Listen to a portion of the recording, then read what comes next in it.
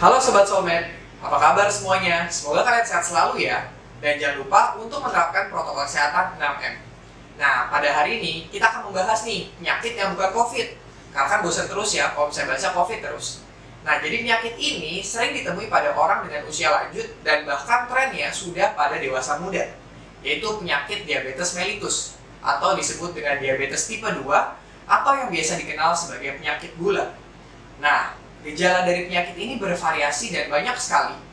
Pada hari ini kita juga memiliki kesempatan spesial untuk mewawancarai seorang ibu yang telah melawan penyakit ini selama 10 tahun. Tanpa berlama-lama lagi, mari kita simak perbincangannya.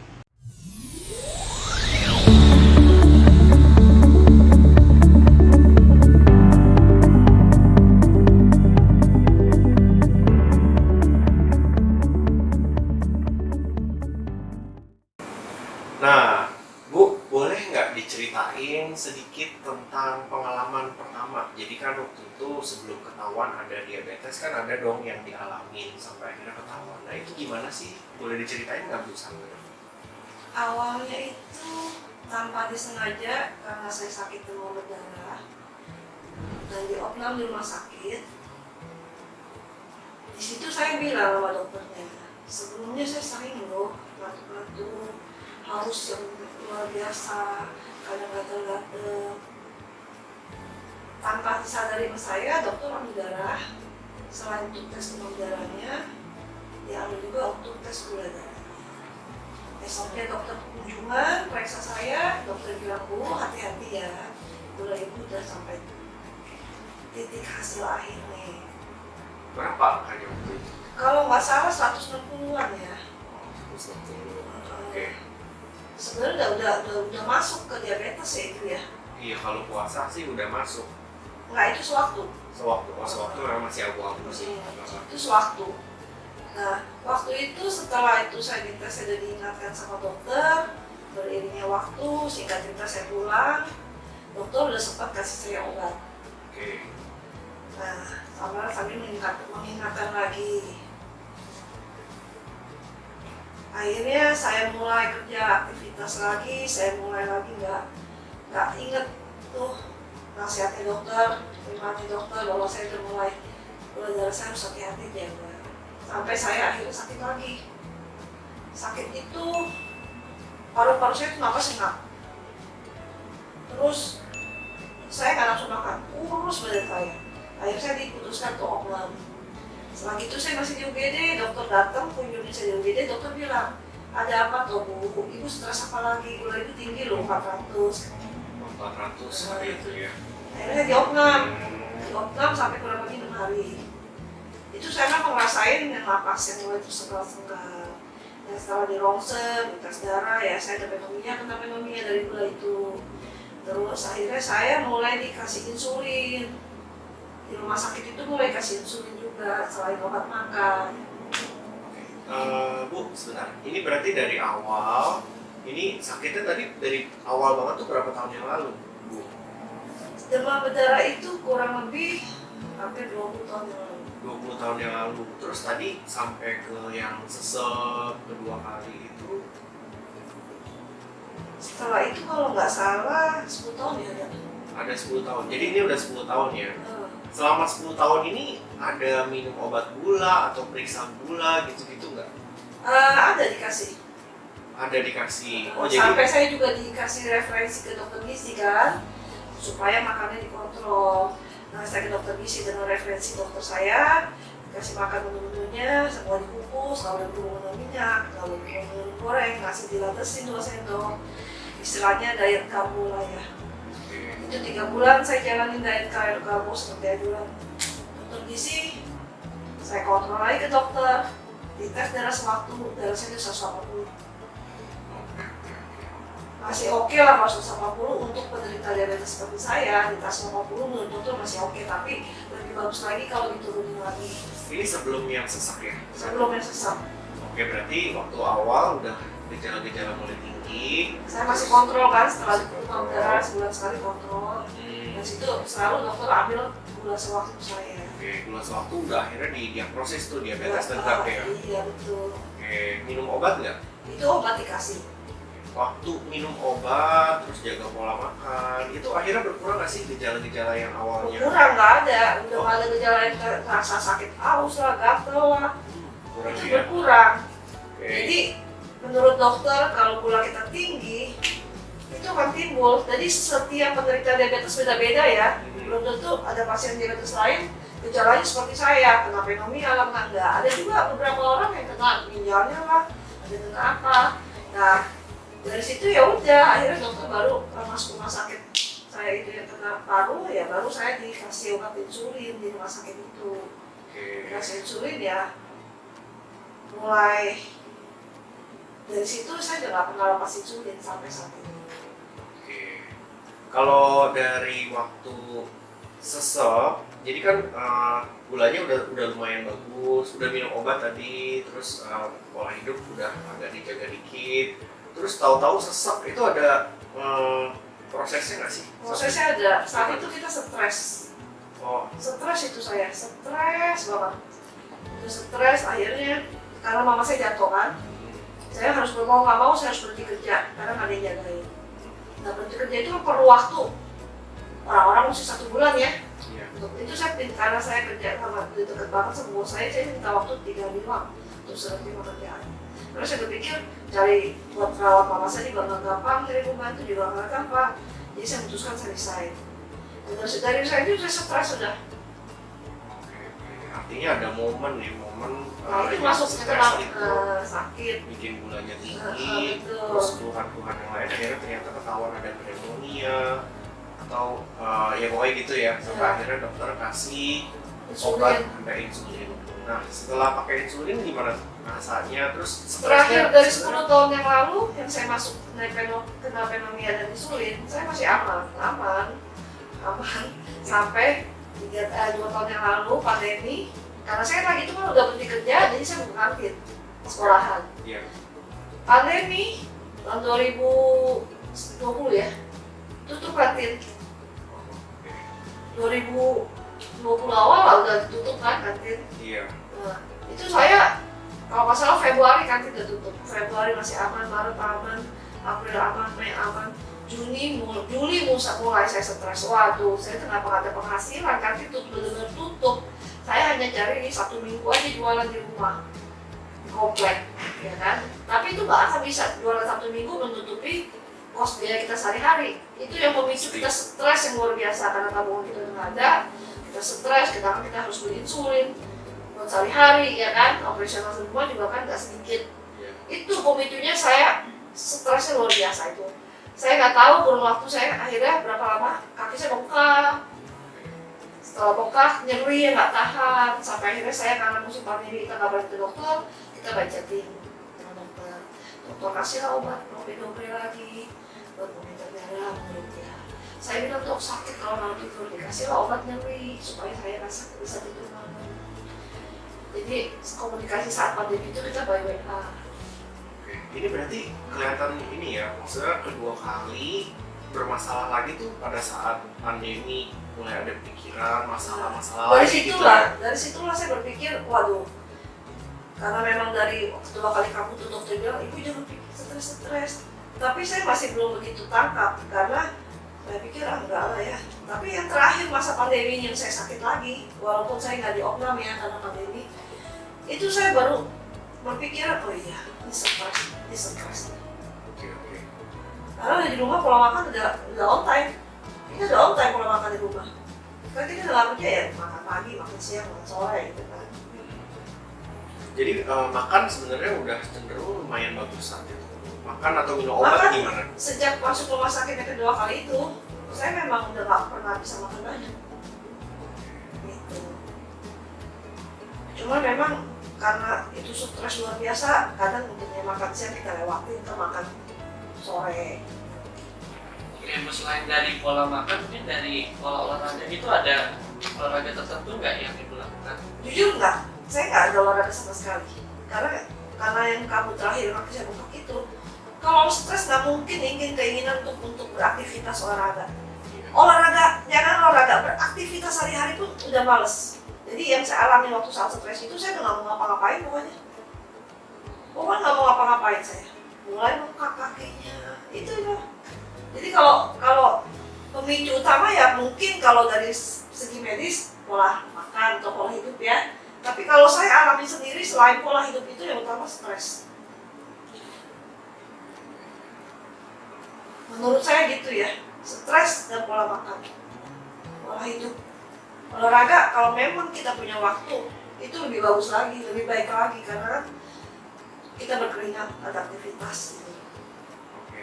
Nah, berarti udah dari pandemi terus berapa bulan kan muncul gejala-gejala. Boleh diceritain lebih rinci nggak gejala-gejala yang dirasa tuh apa aja sih sebenarnya? Dari terakhir pandemi atau Iya, dari awal? Setelah berapa bulan setelah pandemi tadi kan tahu-tahu jadi kakinya sakit, ya itu bengkak, itu bisa diceritain. Saya sih apa awalnya aja? bengkak sih kakinya ya. Kaki bengkak. Itu belum nyeri, baru bengkak. Saya malah sempat karena pandemi itu waktu 2020 itu belum terlalu kenceng kan awal-awal tahun itu. Saya sempat sekali doang kontrol ke dokter saya. Dan dokter juga selalu dia kalau saya ke dokter situ pasti dia akan tes darah sewaktu saya. Nggak pernah saya minta dia pasti tes darah saya. Nah itu yang menyatakan saya 400. Oke. Itu di situ dia mulai naikkan kadar insulin saya. Kakinya sempat luka nggak? Enggak, Nggak ada ya. Oke, mata ngeliat gitu aman-aman aja saat aman itu. sih. Sejauh ini masih aman. Aman ya. Oke. Sekarang gimana nih Ci rasanya? Sekarang puji Tuhan. Baik Terus, ya. saya udah nggak perlu dipopong, udah bisa aktivitas. Oke. Gula. Cuma dari yang sakit kaki bengkak itu, saya udah punya ambil penilaian bahwa saya nggak boleh stres. Dari itu saya ada masalah pun saya udah nggak mau pikirin. Saya nggak mau stres. Jadi entah dari segi medis betul apa enggak, tapi memang saya ngerasain setiap saya stres pasti saya kambuh. Setiap saya stres pasti saya kambuh. Ya Ibu, selain sekarang udah rutin ya berobat, udah minum obat rutin, kalau Iya, makan harus juga ya. kan jalan. Ada sering check up rutin nggak Bu untuk kesehatan secara umum atau Selama pandemi ini saya enggak. Harusnya harus. Itu kan harusnya 3 bulan sekali atau 6 bulan sekali. Harusnya harus. Tapi sejak pandemi ini saya nggak begitu kunjungi rumah sakit. Ya, tapi memang salahnya itu adalah kita harus kontrol per 3 bulan atau per 6 bulan. Masalah banyak orang sih ya pas Iya. pandemi. Karena agak susah. berpikir satu mungkin pandemi, kedua ekonomi sekarang pada sulit, mungkin ketiga lagi yang paling egois buat kita adalah ini loh, mahal ngapain mau kenapa-napa. Biasanya pasien-pasien itu akan cari dokter kalau udah kambuh atau udah sakit. Kalau itu masukan saya, termasuk salah satunya adalah saya gitu. Terakhir yang sakit itu tahun lalu sampai sekarang saya belum kontrol lagi. Oke. Tapi obat pun jalan terus ya. Obat jalan. Obat, makanan juga terus Obat diusahakan. itu sama insulin aja sih. Oke. Makanan dijaga dong.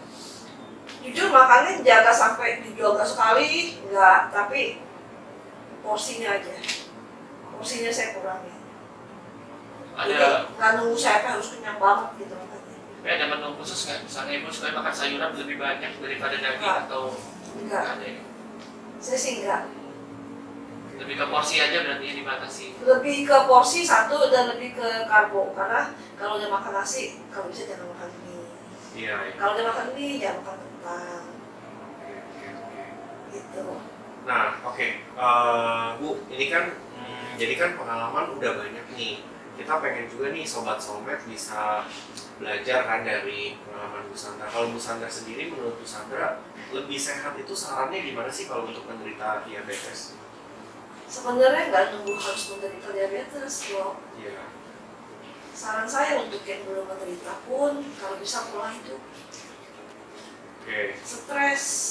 Selain juga kan diabetes ada penyakit keturunan ya, Iya. ada kan? Ada sedikit unsur. Nah kalau yang penyakit keturunan ya jangan tetap pola hidup, olahraga, dan yang penting jangan stres. Kayaknya Stres itu kayaknya micu gula jadi makin kerjanya pankreas makin susah ya, karena pankreas kita kan udah catat istilahnya kan kalau yang diabetes jadi makin susah dia untuk produksi insulinnya. saran saya buat penderita diabetes yaitu jangan stres, pola hidup, olahraga lah, nah 30 menit sehari gitu. Tapi kebanyakan orang yang diabetes kebanyakan males kan. Males berolahraga maksudnya. Iya betul. Ya, pertanyaan lagi? Kayaknya sudah cukup ya. Iya, udah cukup. Kita sudah belajar banyak nih dari Bu Sandra. Sobat-sobat juga pasti bisa melihat lah gimana caranya awalnya kita mengenali diabetes. Kalau tadi Bu Sandra bilang sering capek di awal yang ngantuk, terus minumnya pengen banyak haus gitu, terus dilihat gulanya oh ternyata udah lumayan tinggi. Di tengah-tengah agak makan jaganya mungkin kurang bagus banget, akhirnya tetap makin lama makin tinggi. Dan tadi ditekankan banget ada pencetus ya, pencetus stres ya, habis itu akhirnya muncullah gulanya tinggi, komplikasi-komplikasi yang lain juga bisa muncul gitu ya. Dan terakhir disarankan bagusnya makan yang baik, olahraga juga kalau bisa, dan jangan stres. Iya betul. Jadi yang penderita diabetes jangan takut sebenarnya dengan diabetes. Yang penting pola hidup aja diterapkan dari sekarang, olahraga, dan jangan stres. Oke. Baik Bu Sandra, terima Ya, kasih terima kasih. atas ingin datang sharing ya, datang ke sini diundang oleh kami. Semoga semuanya bisa berguna nanti untuk Amin. sobat-sobat semuanya. Ya, oke. Ya, Terima terima kasih kasih. atas Terima kasih. Nah, Sobat Soulmate tadi sudah menyaksikan bagaimana perjuangan Bu Sandra dalam mengatasi diabetes yang dialaminya. Nah, tentu memang bukan perjuangan yang mudah, berhubung memang diabetes itu penyakit yang mungkin kita harus hidup lama bersama dengan kondisi tersebut. Nah, mungkin Sobat belum mengetahui apa sih yang dimaksud dengan diabetes. Diabetes itu adalah suatu kondisi di mana tubuh kita tidak dapat memakai gula dengan baik. Terdapat berbagai penyebab dan kondisi, cuma memang secara umum kondisi penyakit ini ditandai dengan adanya gula darah yang tidak optimal. Dalam hal ini tentunya terlalu tinggi dibandingkan nilai normalnya. Nah, Sobat Soulmate, mungkin Sobat belum tahu apa sih yang dialami oleh penderita diabetes pada umumnya. Gejala yang paling klasik atau yang paling khas yang umumnya dialami oleh banyak orang adalah yang pertama, sering merasa haus, yang kedua sering merasa lapar, dan yang ketiga sering untuk buang air kecil. Selain daripada itu mungkin memang ada juga yang mengeluh kok berat badannya turun, atau mungkin baru terasa setelah muncul komplikasi dari diabetes tersebut. Nah, sebenarnya apa sih yang membuat diabetes ini begitu menakutkan atau begitu menyeramkan? Yang pertama, tentunya kita tahu bahwa kondisi ini umumnya berlangsung lama, yaitu hampir bisa seumur hidup terjadi. Dan yang kedua, semakin lama kita memiliki kondisi ini, maka peluang kita mengalami komplikasi akan semakin tinggi. Nah, Sobat Soulmate, berapa banyak sih orang yang terkena diabetes? Apabila kita melihat data dari Amerika, sebanyak 34,2 juta orang itu terkena diabetes, di mana angka ini hampir 1 banding 10 orang yang ada di sana. Jadi setiap 10 orang normal ada satunya itu yang diabetes. Nah, problemnya ternyata setelah diteliti, 1 dari 5 orang tersebut yang diabetes tidak sadar bahwa ternyata dirinya itu punya diabetes.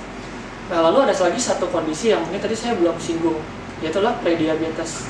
Nah, apa yang dimaksud dengan prediabetes? Itu adalah suatu kondisi di mana kita belum mengalami diabetes, tapi gula dalam tubuh kita itu sudah semakin mengalami peningkatan, namun belum cukup untuk dikatakan sebagai diabetes. Nah, prediabetes ini apabila kita tidak berhati-hati atau tidak kita tanggulangi dengan baik, maka akan berkembang menjadi diabetes. Berapa banyak yang mengalami prediabetes? Jumlahnya banyak, yaitu adalah hampir 88 juta orang di Amerika, atau hampir 1 dari 3 orang yang mengalami prediabetes. Nah, ternyata dari angka yang seperti itu juga, 8 dari 10 orang yang prediabetes itu tidak sadar bahwa dirinya itu sudah mengalami prediabetes. Jadi artinya banyak sekali dari orang-orang di sana yang tidak sadar bahwa dirinya mengalami prediabetes ataupun mengalami diabetes. Bagaimana dengan di Indonesia? Ternyata angkanya juga cukup tinggi. Nah, menurut laporan dari WHO, didapatkan bahwa sekitar 7% dari penduduk Indonesia itu mengalami diabetes. Nah, Sobat Soulmate, sekarang kita akan membahas bagaimana kita mengetahui apakah kita mengalami prediabetes atau mengalami diabetes. Seperti yang sudah kita ketahui bahwa sebenarnya untuk mengetahui apakah kita memiliki gula atau tidak, ya kita dengan cara memeriksa gula itu sendiri. Namun yang perlu kita ketahui gula itu ada beberapa jenis pemeriksaannya, walaupun sebenarnya pada dasarnya adalah sama, yaitu tergantung pada kapan kita melakukan pemeriksaan tersebut. Yang pertama adalah gula darah acak atau gula darah sewaktu. Nah, pada pemeriksaan ini kita tidak memandang kapan kita makan terakhir. Jadi kita langsung memeriksakan saja diri kita, lalu dites berapa angkanya. Nah, pada umumnya apabila kita ingin menggunakan angka ini untuk diagnosa diabetes, kita perlu mendapatkan angka 200 atau lebih. Tapi dengan catatan, untuk kriteria gula darah yang ini, kita harus memiliki gejala klasik diabetes tadi, yaitu harus sering lapar, sering haus, dan juga sering buang air kecil. Apabila tidak memiliki ketiganya, maka tidak bisa dikatakan sebagai diabetes. Nah, yang kedua adalah gula darah yang diperiksa pada saat kita melakukan puasa. Umumnya puasa sekitar 10-12 jam. Nah, pada keadaan ini diperiksa gula darah kita. Umumnya akan dikatakan diabetes apabila kita memiliki angka gula sebanyak 126 atau lebih. Dan yang berikutnya lagi setelah gula darah puasa adalah gula darah 2 jam setelah puasa. Nah, pada pemeriksaan ini umumnya kita melakukan pemeriksaan gula darah puasa dahulu. Dan yang keempat, ada satu pemeriksaan yang bukan gula darah, yaitu adalah pemeriksaan HbA1c. Nah, HbA1c ini adalah dia melihat berapa banyak gula yang menempel pada darah kita. Oke, Sobat Soulmate sudah mengetahui apa sih diabetes itu secara umum dan secara bagaimana kita bisa mendeteksinya. Perlu diketahui Sobat Soulmate bahwa sebenarnya sakit diabetes ini bisa terkena dari usia masih muda sampai kepada usia berapapun. Oleh sebab itu penting bagi kita semua untuk selalu memeriksa gula darah kita setiap tahun dan juga menerapkan pola hidup sehat dengan pola makan yang baik juga. Nah, apabila Sobat Soulmate merasa ragu apakah saya memiliki gula atau tidak, sebaiknya memang diperiksakan sedini mungkin. Nah, terakhir Sobat Soulmate, jangan lupa untuk share, like, dan subscribe channel ini. Jangan lupa juga untuk mengaktifkan lonceng notifikasi agar tidak tertinggal dengan video kita yang selanjutnya. Semoga sehat selalu dan sampai jumpa pada pertemuan berikutnya.